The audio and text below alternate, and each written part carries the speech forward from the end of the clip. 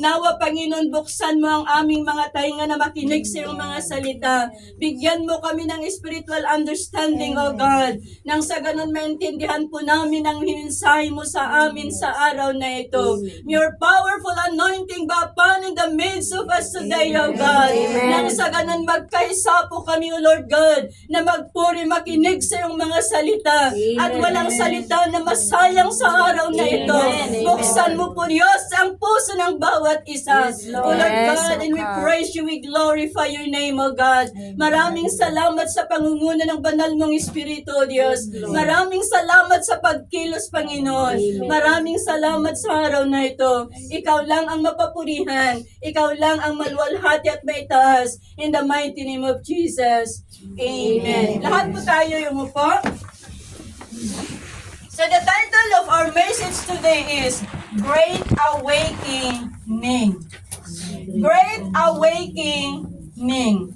The synonym words of awakening is reviving, refreshing, and energizing. Sinong gustong ma-revive sa taong ito? Amen. Amen. Alam ko na lahat po tayo, gusto nating magkaroon ng revival, gusto nating ma-revive sa ating pananampalataya, sa ating paglilingkod, at sa bawat aspeto ng buhay po natin, spiritual. So mula sa passage na binasa po natin, mga kapatid, nakita po natin na winarningan ni Apostle Paul yung mga Romans believers na oras na upang sila'y gumising. Dahil sa kagagawan ng kaaway, sila'y nakaidlip, sila'y nakatulog sa kanilang paglilingkod, mga kapatid. At pinaalalahanan sila ni Apostle Paul, winarningan sila ni Apostle Paul na dapat na sila'y magising na sa pagkaidlip to cast off the works of darkness and put on the armor of light. Amen? Sino ang may gusto nun? Amen. So, he encouraged them to live daily with an awareness of God's presence and readiness for Jesus Christ's return. Hindi lang niya winarningan sila dahil sila'y nakaidlip, pinaalalahanan pa sila dahil malapit ng darating si Jesu Kristo. Amen? Amen. At sa atin ngayon, we must believe, we must to be alert na sa panahon ngayon dapat na tayong magising sa spiritual na buhay po natin dahil malapit ng darating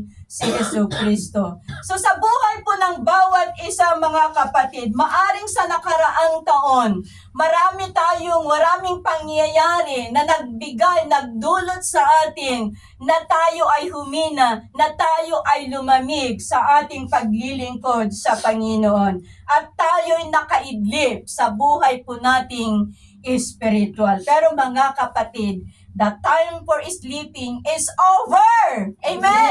The time for sleeping is over. Panahon na, oras na upang tayo'y magising sa katotohanan ng Panginoong Diyos because our salvation is nearer than when we first believe. Amen? Amen. Mas malapit na kaysa sa kaligtasan natin nung una. So sa araw na ito, mga kapatid, for us to experience a spiritual awakening, dapat mayroon tayong gawin.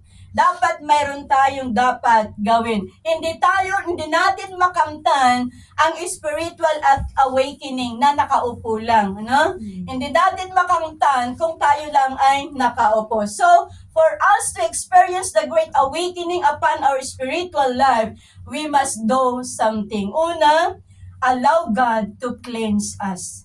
Amen? Hayaan po natin na tayo'y linisin ng ating Panginoong Diyos ng patuloy. Alam niyo yung isang sasakyan, kung matagal na itong nabakante o matagal nang hindi nagamit, may possibility na kalawangin yung lalagyan ng oil, di po ba? At kapag ang may-ari ay gusto ulit gamitin, ano ang kanyang gawin? Dapat linisin muna yung lalagyan ng oil. Kasi kapag hindi malinis yung lalagyan ng oil at may kalawang doon sa loob, baka sigurado may makaapekto yun sa kanyang andar. Di ba ba?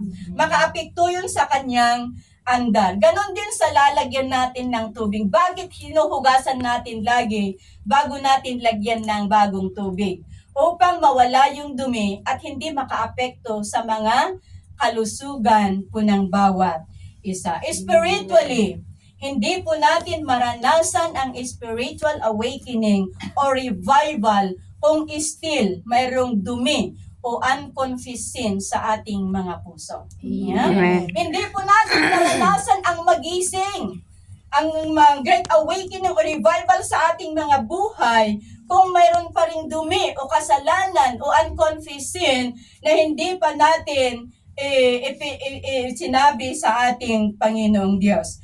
Because awakening and revival requires cleansing. Upang matanggap po natin ang pagka-revival at awakening, kailangan may paglilinis. Okay? Kailangan may paglilinis. So, kailangan po nating palinis sa ating Panginoong Diyos. Amen? Kailangan po nating palinis sa ating Panginoong Diyos to make sure that our heart is clean. Amen? Amen. To make sure that our heart is clean, to make sure that our mind is clean, to make sure that our inner life is clean, upang walang hadlang na ibuhos ng Panginoong Diyos ang kanyang banal na Espiritu and we receive revival from the power of the Holy Spirit. Amen. Sa Psalms chapter 51 verse 7, sabi ni King David, "Purify me from my sins and I will be clean. Wash me and I will be whiter than snow." Verse 10, "Create in me a clean heart, O God. Renew a loyal spirit with me." Amen. Na sana sa bawat mananampalataya, ganito ang dalangin po natin sa atin pong mga buhay. Alam po natin that King David is a man after God's heart. Di po ba? Malapit na malapit siya sa ating Panginoong Diyos. But, he had sinned against the Lord. Nagkasala siya sa Panginoong Diyos. He committed adultery and murder. Yeah?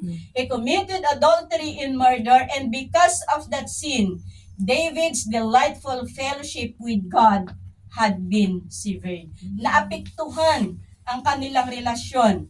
Naapektuhan ang kanyang relasyon sa Panginoong Diyos. Nawala ang kanyang kagalakan, nawala ang kanyang sigla sa presensya ng Panginoon. Parang kumbaga, nagkaroon ng coldness sa pagitan nilang dalawa because of sin. Amen? Hindi nyo ba napapansin sa ating mga sarili na kapag meron tayong nagawa na hindi kaayaan sa Panginoon, parang ang lamig-lamig ng ating pakiramdam?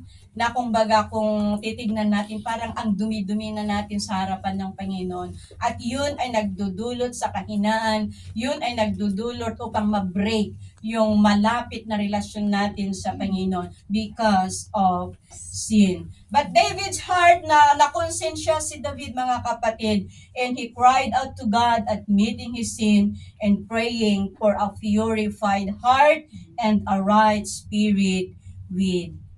Pinanalangin niya na kung maaari, bababa ang Panginoon upang operahan ang kanyang puso.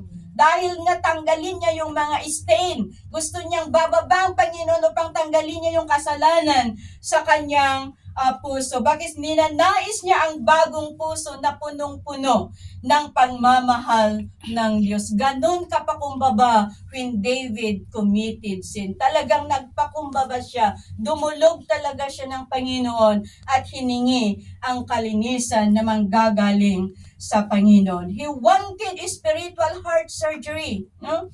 That only God can perform for him and for us. At gusto rin niyang espiritu na laging sumusunod sa ating Panginoong Diyos. Amen? Kaya mga kapatid, being a child of God, be like David. Amen. Amen. Be like David that we always plead God to cleanse us, to cleanse our life from all unrighteousness, to cleanse our mind from all negativity. Amen? Amen. At hingin din po sa Panginoon na bigyan niya tayo ng puso na umiibig sa Kanya, sumusunod sa Kanya, sumasamba sa Kanya, at nagpupuri sa Kanya sa Espiritu at katotohanan. Amen? Amen. So gawin po nating, lagi na hingin po natin araw-araw sa ating Panginoong Diyos nabigyan niya tayo to create in us the clean heart, na yung bigyan niya tayo ng puso na tunay na nagmamahal sa Kanya upang masunod po natin ang Kanyang nais, masunod po natin ang Kanyang mga salita. So, pangalawa na dapat po natin gawin, allow God to mold us. Amen? Allow God to mold us. Hayaan po natin na hubugin tayo ng Panginoong Diyos. Sa Isaiah chapter 64 verse 8, "And yet, O Lord, you are our Father, we are the clay, and you are the potter. We are all formed by your hand." So alam po natin that God is our Father. Amen? And we are the clay. Kaya nga na-compose yung kanta na you are the potter and I am the clay. Amen? Mold me and melt me. This is what I pray. Kaya yun po sana ang naisin natin sa bawat araw ng ating mga buhay, na pubugin tayo ng Panginoong Diyos ayon sa Kanyang nais. Alam po natin na nilikha tayo ng Panginoong Diyos na kawangis niya, di po ba? Kawangis niya, na may perfect image, di po ba? Amen. But because of sin, that perfect image ay nadisforma. Diba?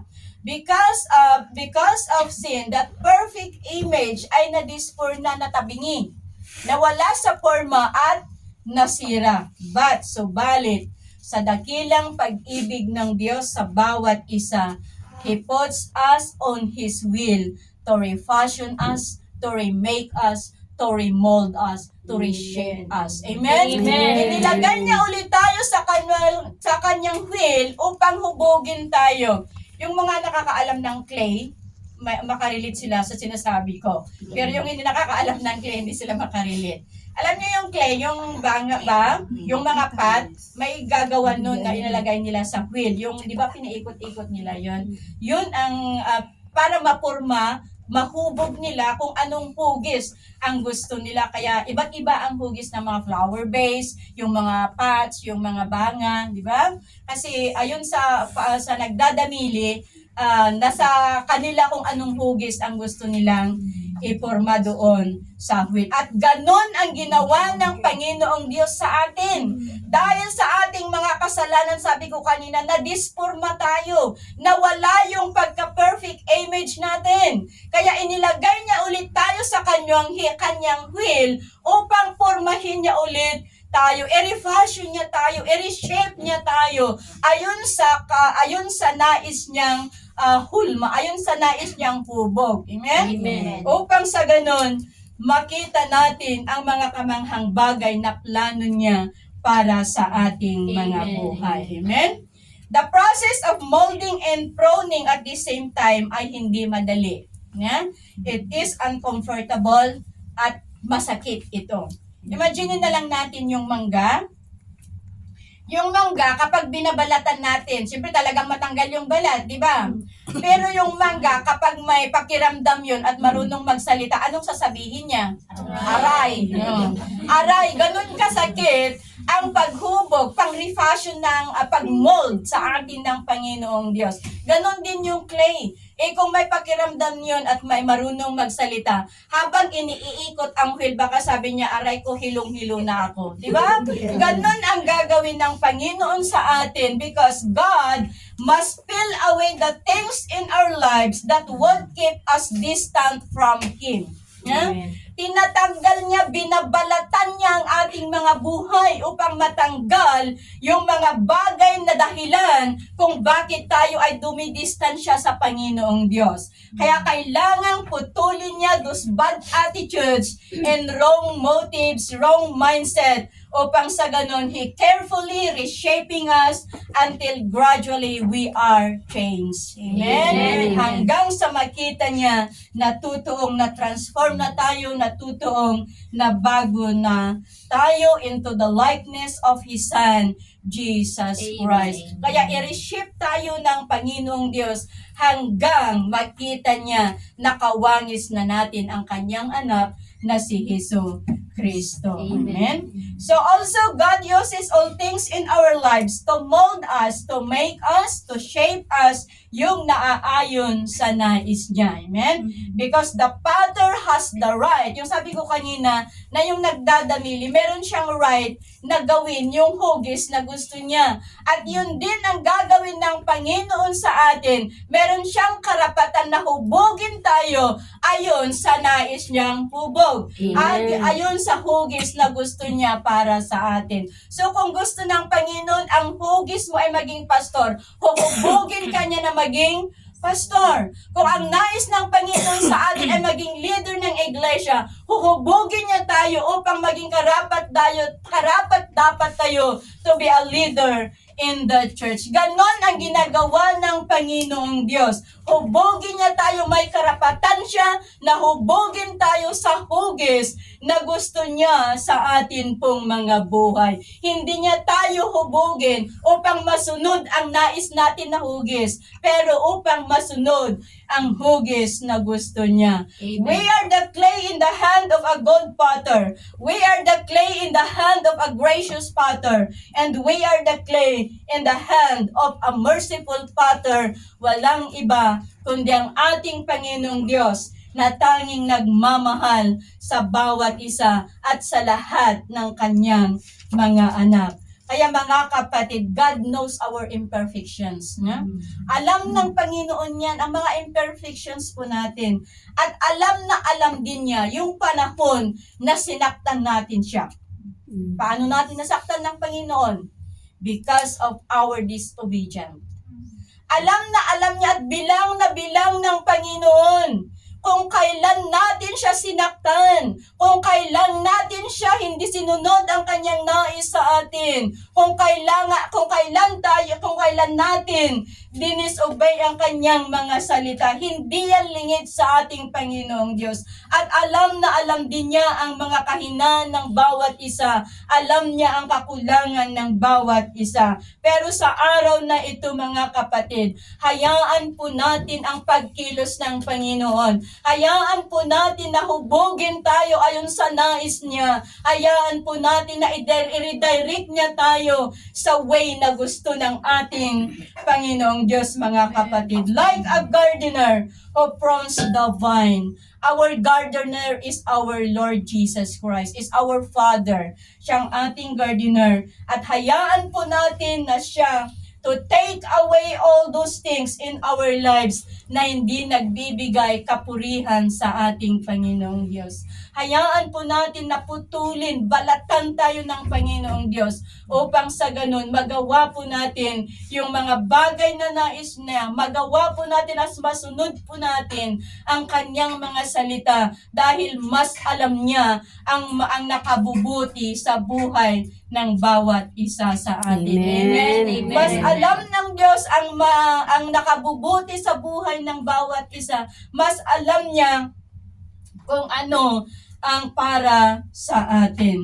Kaya hayaan po natin na ang Panginoon ang siyang maghubog sa atin sa hugis na gusto niya para sa atin. So the last, ang pangatlo, allow God to lead us and move in us. So bilang anak ng kataas-taasang hari, hayaan po natin na siya ang manguna sa bawat hakbangin po natin, na siya ang kumilos sa atin pong mga buhay at lalo na magpasakop po tayo sa Kanya. Amen. Amen? Amen. Magpasakop po tayo sa Kanya. In Genesis chapter 12, when God called Abraham, sabi niya, leave your native country, your relatives, and your father's family, and go to the land that I will show you. I will make you into a great nation. I will bless you and make you famous, and you will be a blessing to others. I will bless those who bless you, and curse those who treat you with contempt. All the families on earth will be blessed through you. Kung mapansin po natin dito sa versikulo na binasa po natin, walang sinabi ang Panginoon kung anong lugar sila pupunta. Ang sinabi lang niya dito, punta kayo sa lugar that I will show you. Kung ano yung ipapakita ng Panginoong Diyos. Pero Makita rin natin dito na walang panahon na nag-complain si Abraham sa mga sinasabi ng ni Abraham sa sinasabi ng Panginoon. Dahil Diyos ang nag-utos, ginawa niya kung ano ang nais ng Panginoon sa kanya. Linisan niya ang kanyang lugar kasama ang kanyang asawa at kasama ang kanyang anak. And God brought them in the land of Canaan. Amen? Amen. Bakit ko sinasabi ito mga kapatid? Dahil ito ang nais ng Panginoon sa buhay po ng bawat isa sa atin. That we must allow Him na siya ang manguna sa atin sa bawat hakbangin po natin, sa bawat plano po natin, at sa bawat desisyon po natin. Amen?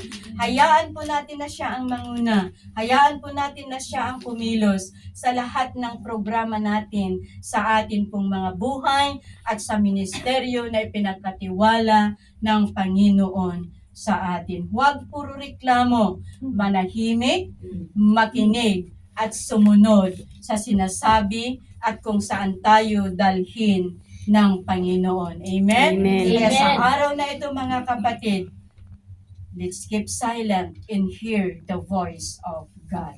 So mga kapatid, sa araw na ito, maaring sa nakaraang taon ay marami tayong pinagdaanan. Ano? Marami tayong naranasan na problema, marami tayong naranasan na yung mga bagay na kumbaga parang hindi na natin kaya na bukatin sa ating mga sarili. Yung talagang pigang-piga na ba tayo? Yung parang wala na o parang wala ng pag-asa. At sa mga bagay na nangyari sa atin na ganito at ito'y nakaapekto sa buhay po nating espiritual, kaya naranasan po nating ang lumayo, napalayo tayo sa ating Panginoong Diyos, lumamig ang ating pananampalataya at ating paglilingkod. Pero mga kapatid, sa oras na ito, sa araw na ito, now is the time for great awakening. Amen. Now is the time for great awakening. Now is the time for great revival. Amen. Now is the time to renew our commitment to God. Now is the time for restoration. Now is the time for spiritual deliverance. And now is the time to allow the power of the Holy Spirit to fill us with the oil of anointing upang ang ilaw po natin ay hindi patay-sindi. Amen? Upang ang ilaw po natin ay hindi patay-sindi. Nakakasakit kaya ng mata yung patay-sindi na ilaw. Di po ba? Nakakasakit ng mata yun. At ayon ng Panginoon na ganun ang kanyang mga anak. Pero ang ilaw po natin ay patuloy na nagliliwanag saan man tayo dalhin ng Panginoon. Amen? Amen. Kaya sa oras na ito, ilagak po natin ang ating mga buhay at isuko nating muli ang ating mga buhay, ating mga puso sa ating Panginoong Diyos sa araw na ito. Kaya kung gusto nating manumbalik ang sigla at kagalakan natin sa presensya ng Panginoon, palinis po tayo sa Kanya, pahubog po tayo sa Kanya, at hayaan po natin na siya ang manguna at siya ang kumilos sa buhay ng bawat isa. Amen. Kaya sa araw na ito, kung gusto nating i-renew, pagbaguhin ang ating commitment sa Panginoon, isuko po nating muli ang ating Panginoon, ay ating buhay sa ating Panginoon. Amen. Kaya sa araw na ito, sino ang gustong i-renew ang commitment niya sa Panginoon? Taas ang kamay. Amen. Sino ang gustong magising sa katotohanan? Amen. Maranasan ng great awakening. Amen. Maraming salamat sa mga nagtaas ng kamay. Lahat po tayo tumayo.